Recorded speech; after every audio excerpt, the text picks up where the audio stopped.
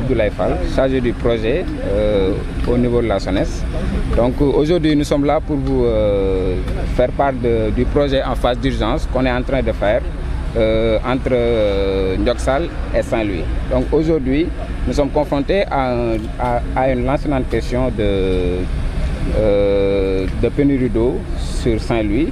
Donc nous sommes aujourd'hui en gap de 5000 m3 jour en 2021. Donc au sein de la SONES, nous avons démarré un projet en phase d'urgence au niveau de Ndioksal où on a deux forages de 200 m3/h, donc qui va donner 8000 m3 jour sur Saint-Louis.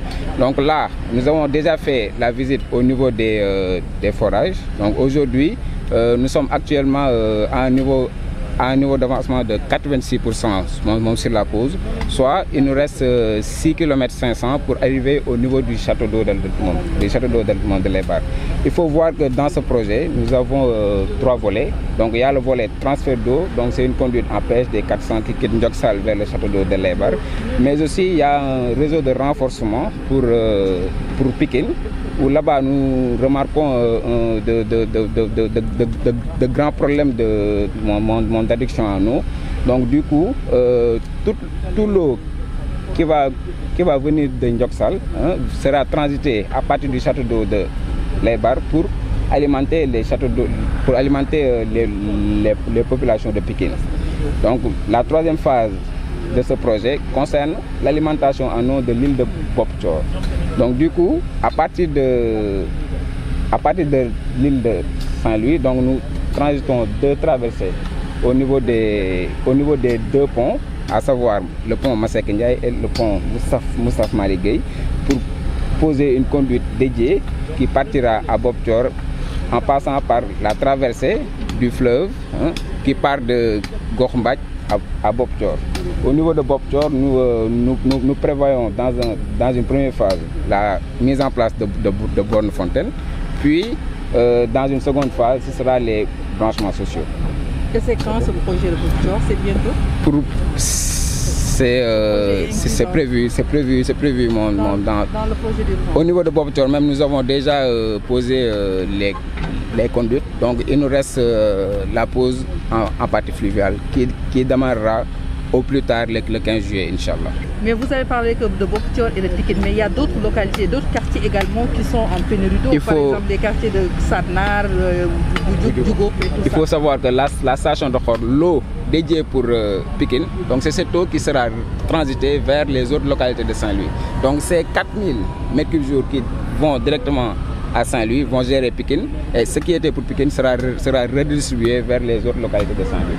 C'est ça en fait l'objectif, pour au moins régler à court terme le déficit. Moustapha Diop, président du collectif des conseils de quartier de Saint-Louis, président du conseil de quartier de Baracos.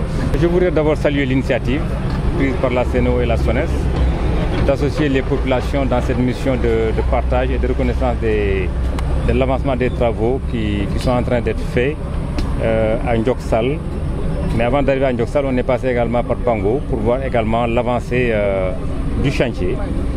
Et je peux dire, sans me tromper, que nous sommes assez satisfaits de ce que nous avons vu, même si peut-être les populations n'attendent certainement que l'eau coule encore et davantage. Mais ce que nous avons vu quand même nous rassure. Et nous pensons que le chantier qui est à Ndioksal, qui est un chantier d'urgence pour apaiser un peu les populations de Saint-Louis, pourrait peut-être soulager celle-ci d'ici peut-être au maximum 2 mois, donc au mois d'août.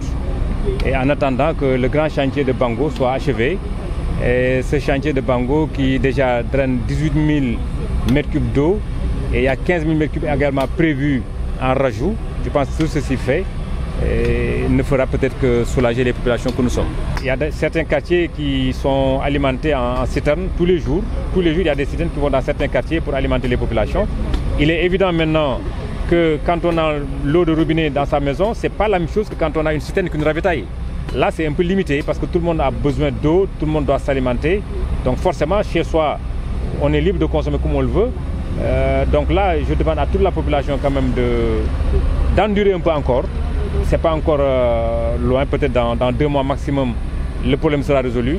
Ce que nous avons vu dans cette visite nous rassure énormément. Nous, en venant à cette mission, on était complètement confus, mais ce que nous avons vu comme travail montre à suffisance que la SONES et la CEDO font d'énormes efforts pour en tout cas soulager les populations et dans les plus brefs délais. Nous souhaitons que cela aille vite.